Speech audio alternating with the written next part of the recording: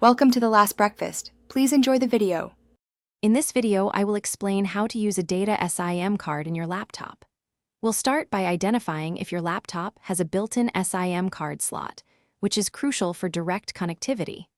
Then, we'll explore the different types of SIM cards compatible with laptops, ensuring you have the correct one.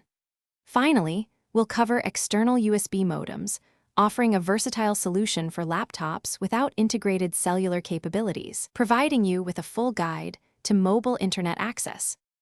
To begin, you'll need to check if your laptop has a dedicated SIM card slot. This is often found near the battery compartment, under a removable panel, or sometimes on the side of the device. Always consult your laptop's user manual for precise instructions and location details.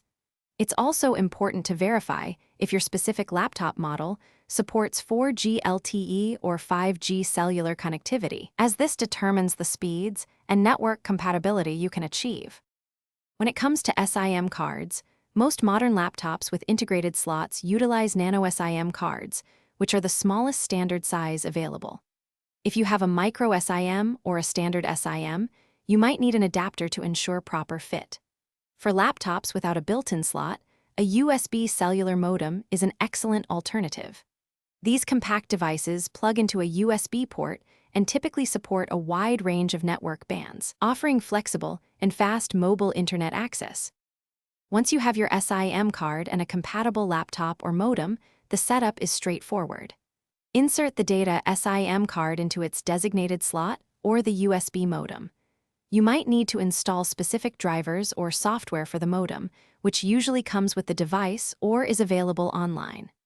Next, configure the access point name or APN settings within your operating system's network settings. Remember to regularly monitor your data usage to stay within your plan's limits and avoid unexpected charges. Thanks for watching. If this was helpful, leave a like and consider subscribing. See you next time.